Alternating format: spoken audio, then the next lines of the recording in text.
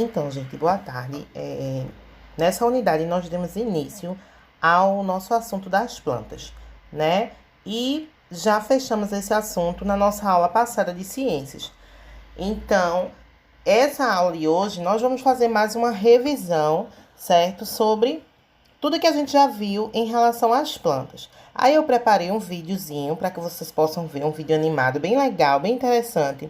Então assistam aí o vídeo, daqui a pouco eu volto para explicar a nossa atividade de hoje, que também vai ser no caderno. Crianças, vamos conhecer um pouco sobre as plantas. Todas as plantas estão adaptadas aos meios em que vivem. Os cactos vivem em ambientes que falta água. Suas folhas são transformadas em espinhos, assim não perdem água. Algumas plantas vivem em solo lodoso e ficam com as raízes aéreas, melhorando a fixação, como as árvores nos mangues. Plantas de folhas grandes são próprias de clima úmido e de regiões chuvosas, como é o caso da bananeira. Nas regiões chuvosas apresenta uma atmosfera com uma umidade bastante alta. Grande parte da chuva volta para o ar. Nesses ambientes possuem folhas bem desenvolvidas. Existe uma infinidade de árvores e plantas da Mata Atlântica, como os ipês, e as bromélias, que são as plantas epífitas. O que são plantas epífitas? São plantas que necessitam da árvore para sobreviver, mas não prejudicam os hospedeiros.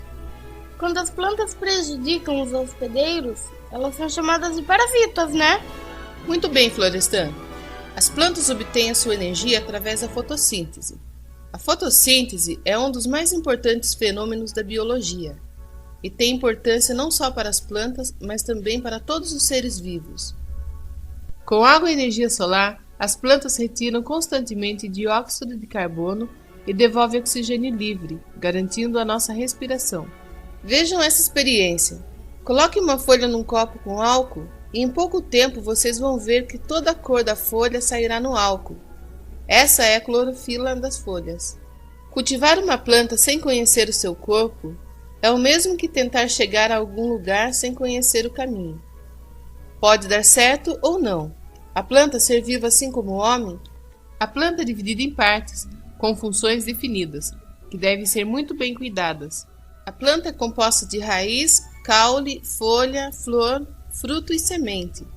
A raiz é a parte responsável pela alimentação. É através da raiz que a planta absorve água, sais minerais e conduz matéria orgânica até o caule. Ela funciona também como despensa, guardando reservas de nutrientes. O caule é a espinha dorsal da planta, mantendo-a ereta. O caule tem várias denominações. Nas árvores chama-se tronco, haste nas plantas rasteiras e tenras, estipe nos coqueiros e palmeiras, e como, quando dividido em nós e entre nós. O caule pode ainda ser chamado de estolão, nas suculentas e trepadeiras, e quando modificado conhecido como rizoma, bulbo, gavinha ou espinho. As folhas são responsáveis pela fotossíntese, respiração e transpiração, funções primordiais de um ser vivo do reino vegetal. Geralmente são constituídas de lâminas e pecíolos, cabinho que a unem ao caule. Representam-se de várias formas, lineares, oblíquas ou lanceoladas. Quando uma flor desabrocha, significa que está pronta para reproduzir-se. Com a parte masculina e a feminina perfeitamente estruturadas, os agentes da natureza conseguem depositar o pólen no estigma, fecundando o óvulo e o ovário. Quando a planta dá uma flor, está em sua fase mais crítica, pois direciona toda a energia a essa atividade. O fruto é o ovário fecundado que se incumbe de proteger a maior riqueza de uma planta, a semente, guardando-a em seu interior. Homens e animais que se alimentam dele transportam sementes para os outros locais, ampliando a proliferação das espécies. Minha avó faz um chá de plantas que cura resfriado. Bia, os remédios basicamente são feitos de plantas. A maioria das plantas são medicinais. As plantas medicinais são plantas que contêm substâncias bioativas. Muitas dessas plantas são venenosas ou tóxicas, devendo ser usadas em doses muito pequenas para terem o efeito desejado. Na realidade, toda planta, mesmo alimentícia, pode ser potencialmente tóxica dependendo da dosagem. Existe um grande número de plantas medicinais em todo o mundo, usadas desde os tempos pré-históricos na medicina popular por diversos povos. As plantas medicinais são utilizadas na medicina atual, fitoterapia, em diversos países, incluindo o Brasil. Vocês querem um chazinho de folha de maracujá? Então, vamos agora para a nossa explicação da atividade de hoje. Como a tia falou antes, essa atividade vai ser feita no caderno, tá bom? Então, prepara aí o caderno de vocês, façam um cabeçalho, coloca a data direitinho e deixa eu explicar para vocês. Primeiro quesito, escreva o que se pede sobre a fotossíntese. Onde a fotossíntese ocorre?